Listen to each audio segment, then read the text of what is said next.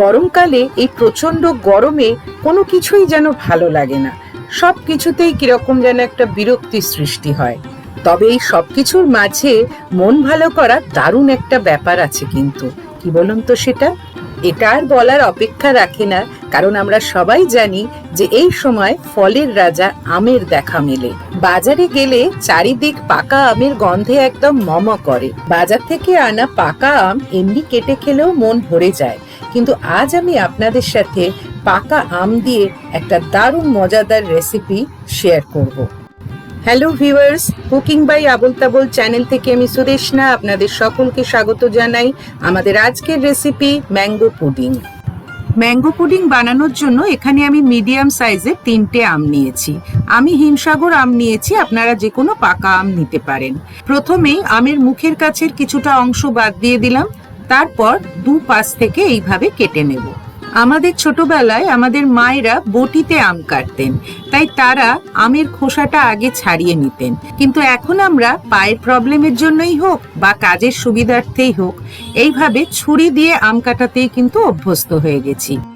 ছুরি দিয়ে অনেক রকম ভাবেই আম কেটে নেওয়া যায়, এটা তার মধ্যে একটা পদ্ধতি। এভাবে কাটলে কাজটা সহজ হয় ঠিকই, তবে ছুরিটা কিন্তু খুব কেয়ারফুলি ইউজ করতে হবে, তা না হলে হাত কেটে যাওয়ার সম্ভাবনা থাকে। এবার সেকেন্ড আমটা কাটছি। এই আমের ভেতরটা একটু বেশি মজে গেছে, তার জন্য অবশ্য কোনো অসুবিধা হবে না। আম যত পাকা আর মিষ্টি হবে, পুডিং এর টেস্ট তত বেশি ভালো হবে। এবার একটা চামচের সাহায্যে ম্যাঙ্গো পাল্পটা এইভাবে বের করে নিচ্ছি। এটা কিন্তু খুবই সহজ একটা পদ্ধতি। একটা গোটা আমের দুটো চাকলা আর একটা আঁটি সবটুকু থেকেই কিন্তু পাল্প পুরোপুরি বের করে নেব।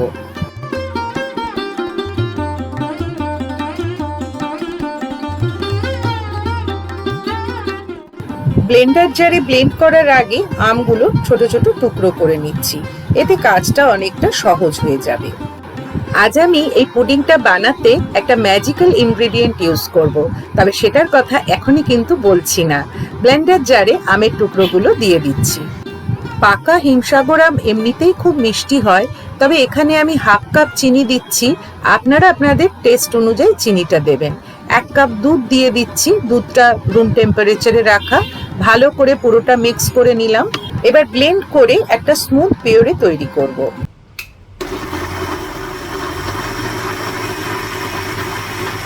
দেখা যাক আমের মিশ্রণটা স্মুথ হয়েছে কিনা। যদি না হয়ে থাকে, এটা আরেকটু ব্লেন্ড করে নিতে হবে। দেখাই যাচ্ছে কিছু কিছু আমের টুকরো রয়ে গেছে, তাই এটাকে আরো একবার ব্লেন্ড করে নিচ্ছি।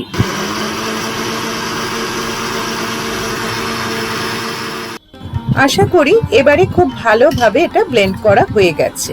একদমই তাই, মিক্সচারটা একদম স্মুথ হয়ে গেছে। এবার একটা স্লারি তৈরি করব। তার জন্য 1/4 কাপ ঠান্ডা দুধের মধ্যে 2 টেবিলস্পুন ম্যাঙ্গো কাস্টার্ড আর 3 টেবিলস্পুন কর্নফ্লাওয়ার অ্যাড করলাম। এই ম্যাঙ্গো কাস্টার্ড পাউডারটাই হলো আমার ম্যাজিক্যাল ইনগ্রেডিয়েন্ট। দুধের মধ্যে খুব ভালো করে কর্নফ্লাওয়ার আর কাস্টার্ড পাউডারটা গুলে নিতে হবে। এবার গ্যাস অন করে একটা পাত্রে মিক্সচারটা ঢেলে দিতে হবে। এটা কিন্তু শুধুমাত্র আম, দুধ আর চিনির মিশ্রণ। এবার মিডিয়াম ফ্লেমে কন্টিনিউয়াসলি এটা নাড়তে হবে, যাতে কোনোভাবেই কোথাও দলা না পাকিয়ে যায়। এটা যেই ফুটতে শুরু করবে, তখন ফ্লেমটা রিডিউস করে দিতে হবে। মিশ্রণটা বেশ কিছুটা ঘন হয়ে গেছে, বাবল দেখা যাচ্ছে। এবার এর মধ্যে স্লারিটা আস্তে আস্তে মিক্স করতে হবে, তবে তার আগে অবশ্যই গ্যাস অফ করে নেব। সমানে এটা এইভাবে নাড়তে হবে, তা না হলে কিন্তু লাম্প ফর্ম করে যেতে পারে। এবার সুইচ অন করে লো ফ্লেমে কন্টিনিউয়াসলি এইভাবে স্টার্ট করতে হবে 4 to 5 মিনিটস। এভাবে ক্রমাগত নাড়তে নাড়তে মিশ্রণটা স্মুথ আর ঠিক হয়ে গেছে। এবার গ্যাসের সুইচটা অফ করে দিলাম। আমার কাছে কোনো ফ্যান্সি পুডিং মোল্ড নেই। বাড়িতে থাকা স্টেনলেস স্টিলের এই বাটিটার গায়ে একটু রিফাইন্ড অয়েল ব্রাশ করে নিলাম। এবার এই বাটির মধ্যে মিক্সচারটা ঢেলে দিচ্ছি। ছোট ছোট পুডিং মোল্ড মার্কেটে কিনতে পাওয়াই যায়, চাইলে কিন্তু আপনারা কিনে নিতেই পারেন, কারণ সেগুলোতে কিন্তু দেখতে খুব ভালো লাগে।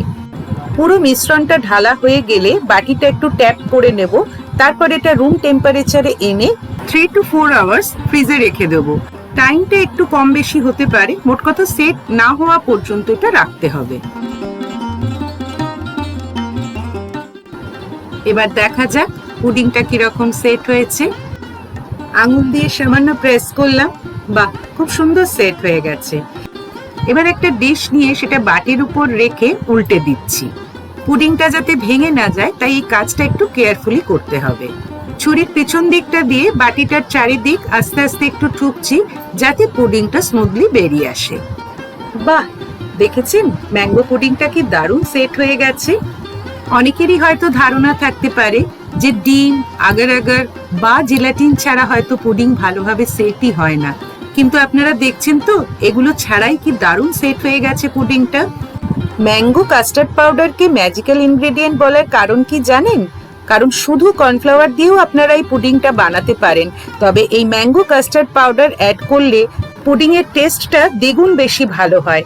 কারণ এই ম্যাঙ্গো কাস্টার্ড পাউডার থেকে যে কালার বা ফ্লেভারটা আসে পুডিং এ, সেটা কিন্তু সত্যিই চমৎকার। কর্নফ্লাওয়ারের টেক্সচারটা কিন্তু সেমই আসবে, বাট এই দুটো অ্যাড করে বানালে এর যে টেস্ট আসবে সেটা কিন্তু শুধু কর্নফ্লাওয়ারে করলে আসবে না। আমি পুডিংটা শুধু মিন্ট লিভস দিয়ে ডেকোরেট করেছি, আপনারা চাইলে কিন্তু আমের ছোট ছোট টুকরো এর ওপর দিয়ে ডেকোরেট করতে পারেন, সেটাও কিন্তু দেখতে খুব সুন্দর লাগবে। ভিডিওটা দেখে ভালো লাগলে প্লিজ লাইক, কমেন্ট, শেয়ার ও সাবস্ক্রাইব করবেন আমাদের চ্যানেল, আর পাশে থাকা বেল বাটনটি অবশ্যই প্রেস করবেন নতুন ভিডিওর নোটিফিকেশন পাওয়ার জন্য। সবাই খুব ভালো থাকবেন। Thank you.